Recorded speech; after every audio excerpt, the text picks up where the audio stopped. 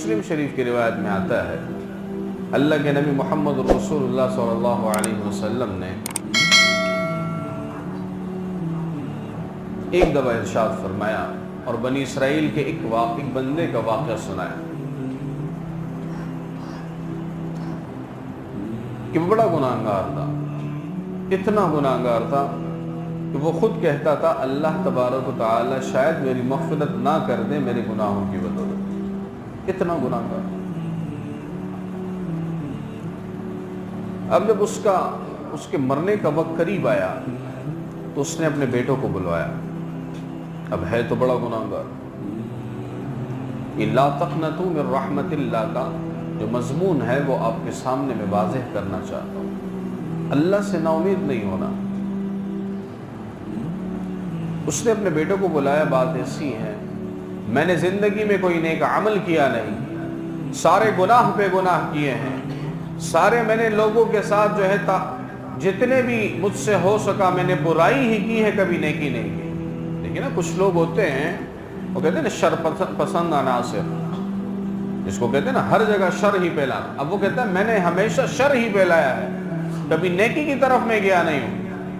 بھائی تم شر پہ یاد رکھے، میری ایک بات یاد رکھے، اگر ایک بندہ بذات خود، میری ذاتی ایک سوچ ہے، ایک بندہ پوری زندگی شر پھیلا لے، کسی کا کیا بگاڑ لوگے؟ کچھ کر لوگے؟ کچھ نہیں کر لوگے، کچھ بھی نہیں کر سکتے۔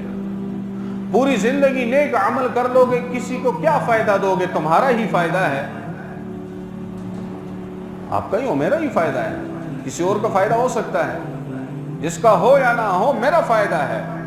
کسی کے لیے میں شر بناؤں، کسی کے لیے میں برائی سوچوں، کسی کے لیے میں ہر موڑ پہ رکاوٹ بناؤں، کیا کر لوگے؟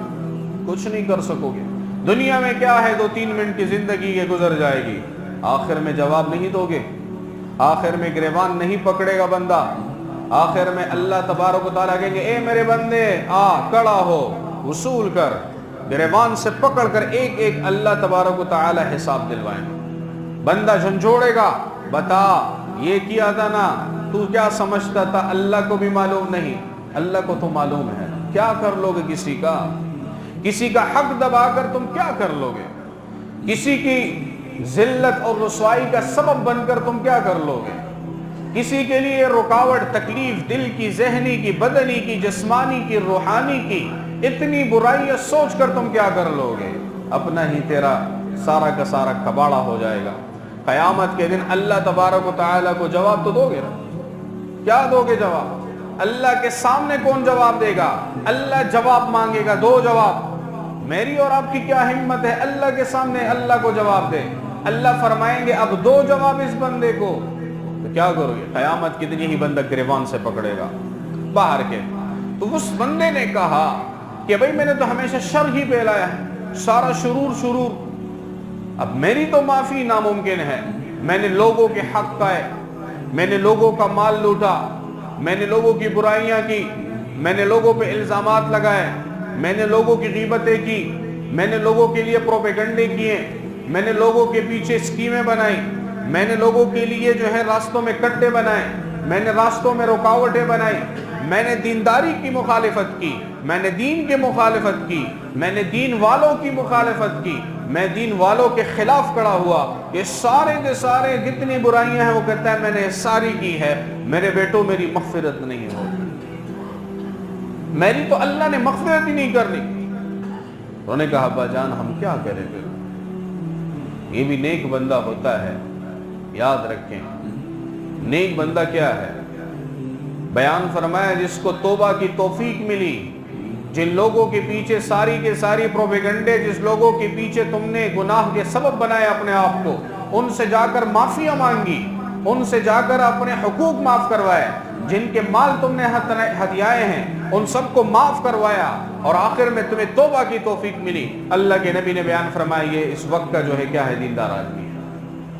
التائب من الذنب کمن لا ذنب لہ، اللہ کے نبی نے بیان فرمایا گناہ سے توبہ کرنے والا ایسا ہے کہ جیسا سرے سے اس نے گناہ ہی نہیں کیا، ایسا بندہ ہے، ایسا اللہ صاف فرما دیتے ہیں، ایسا اللہ تبارک و تعالی اس کے دامن کو جو ہے جو کالا ہو چکا ہے گناہوں سے اس کو صاف فرما دیتے ہیں۔ تو اب اس بندے نے اللہ کے نبی نے بیان فرمایا, اب اس بندے نے کہا میں نے تو یہ سارے کام کیے ہوئے ہیں, میں نے تو کوئی کام چھوڑا ہی نہیں ہے گناہ کا, میری تو مغفرت مشکل ہے.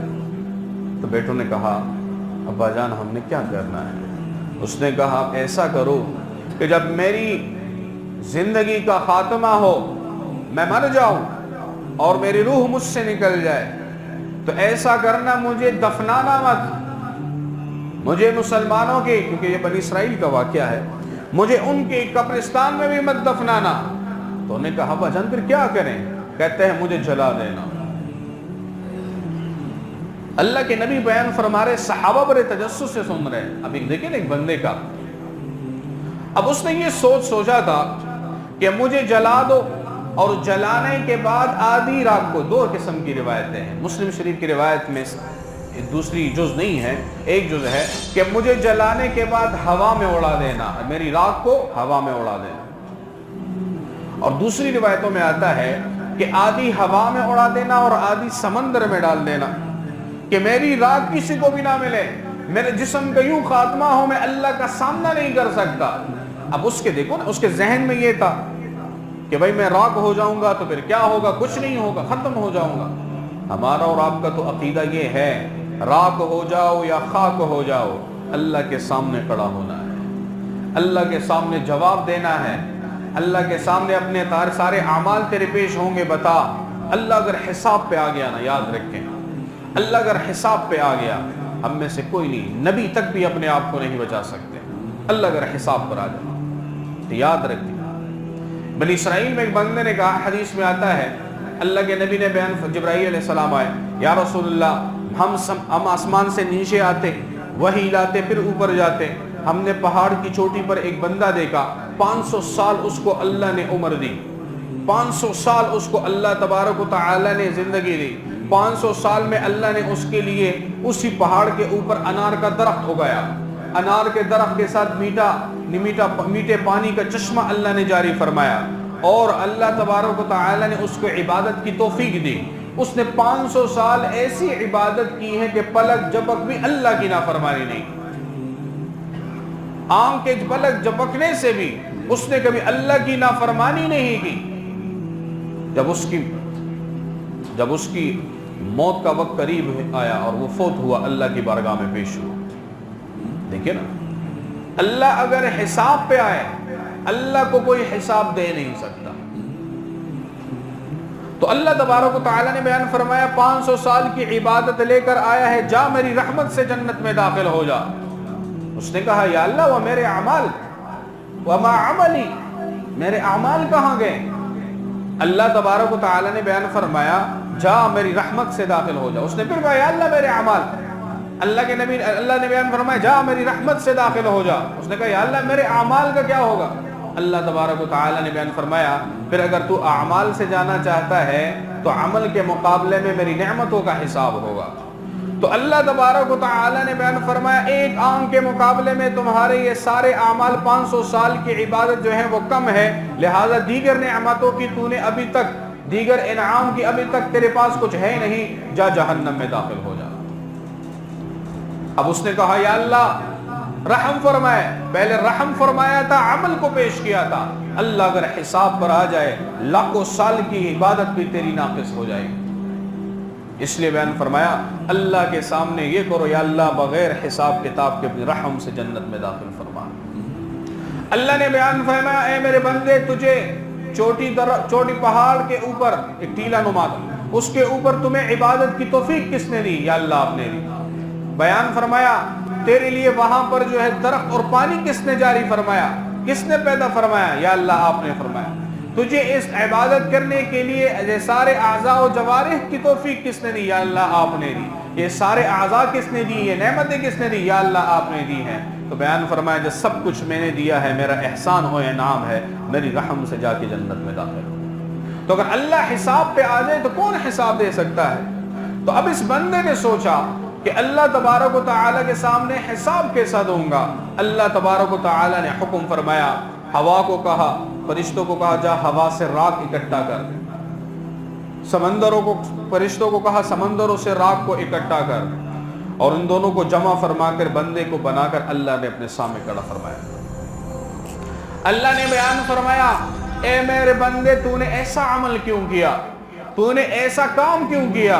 اس نے کہا یا رب العالمین وخشیتک یا ربی، یا اللہ تیرے ڈر کی وجہ سے، یا اللہ تیرے خوف کی وجہ سے دل لرز چکا تھا، گناہوں کی دلدل میں گر گیا تھا، دنیا میں کوئی نیک عمل کی توفیق نہیں ملی تھی، دنیا میں ایک ہی توفیق ملی کہ یا اللہ تیرے خوف سے، تیرے ڈر سے جو ہے میں نے یہ عمل کر دیا ہے۔ اللہ کے خوف سے، اللہ کے عظمت کی وجہ سے ڈرنا، یاد رکھ کہ یہ ایک ایسی چیز ہے کہ اللہ تبارک و تعالی جس کو یہ عطا فرمائے، یہ ایسی نعمت ہے کہ اس جیسی کوئی نعمت آپ کو نہیں ملے گی۔ اللہ کا خوف، اللہ کا دھیان، یہ اولیاء اللہ کو نصیب ہوتا ہے۔ تو اللہ تبارک و تعالی نے بیان فرمایا، اے میرے بندے تیرے دل میں ڈر پیدا ہوا، وہ آخری مقام پہ کیوں نہ تھا؟ تیرے دل کے اندر خوف پیدا ہوا، وہ آخری مرحلے میں کیوں نہ تھا؟ جب اتنا تیرے دل میں آیا، اللہ تبارک و تعالی نے بیان فرمایا، اے میرے فرشتوں یہ مجھ سے دنیا میں ڈرا ہے، آخر میں اس کو نہیں ڈراؤں گا، آخر کو میں اس جہنم کے عذاب سے نہیں ڈراؤں گا، جا میری رحمت سے اس کو جنت میں داخل فرما۔